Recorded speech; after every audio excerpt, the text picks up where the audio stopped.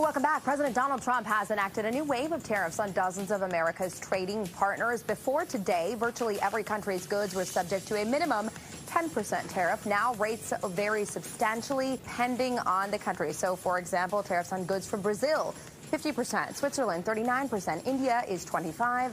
Joining us now, business analyst Parag Amin to break it all down.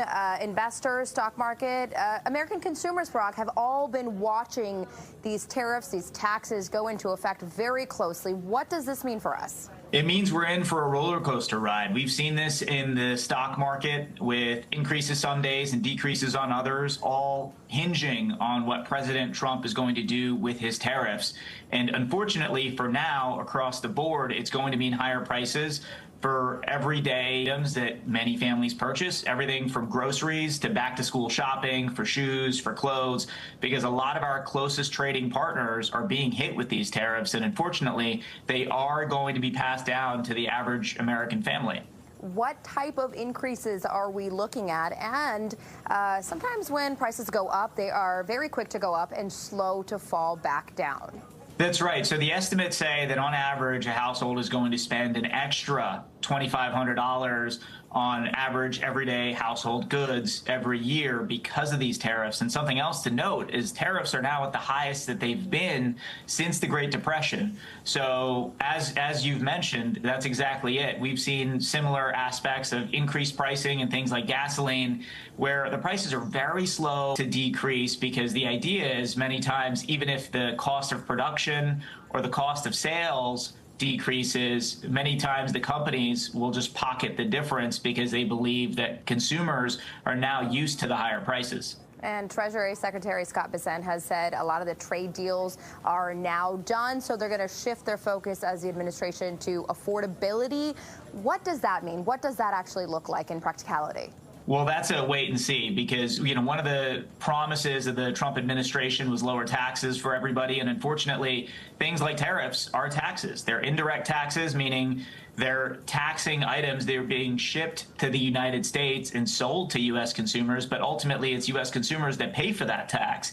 And then we've seen additional taxes in certain places with the big beautiful bill and certain deductions that are being removed for average everyday families. So this is one of those things where we're hearing words about we're going to shift our focus, but I think ultimately time will tell as to what that means on an everyday practical basis for all of us. Sure, and you hear a lot of this wait and see, and you hear the point of these tariffs from the administration is to bring manufacturing, bring goods back to U.S. soil.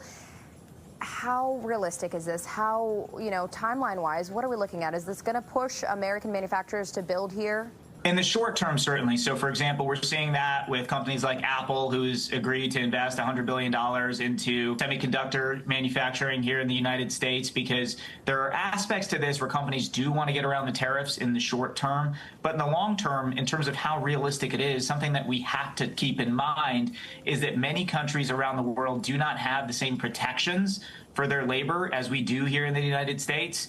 And those labor protections are expensive. They're priced in. So things like minimum wage, maximum working hours per day, labor conditions, other countries have very lax requirements for those things, and so they can manufacture cheaper. So unless or until the United States is willing to keep these implemented permanently, realistically in the long term, we're probably going to see companies go right back to doing what they were doing before these tariffs were imposed.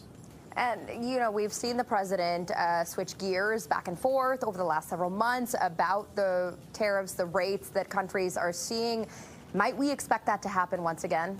Yes, this is classic President Trump fashion, where he will change different things at different times depending on what he thinks is appropriate. He does introduce a lot of volatility, and that's what we're seeing in the markets. And unfortunately, that's one of the challenges. Good business and good leadership requires consistency. It requires stability. And that's one of the biggest challenges that we're seeing with the economy and with the way the other countries are looking at the United States, and their stock markets are becoming extremely volatile due to this tariff war and due to the unpredictability of the Trump administration. And Parag, before I let you go, I know this is a wait and see for the market. It's a wait and see for tariffs. For American consumers, should it be a wait and see when you're making purchases right now, whether it's a big purchase like a car or a home or smaller goods? That's a great question. I would say it depends on the item it is. So, for example, if it's back to school shopping, realistically, it makes sense to start now rather than later, because as these tariffs hit, you got to remember that that's going to be on newly imported products, not ones that are already on the shelves and in the markets. So you may not be seeing those tariffs automatically priced in on the shelves today, whereas realistically, as that inventory gets recycled and replaced with new inventory, you're very likely to see much higher prices. So in the short term, like back to school shopping, I say it makes sense to start now.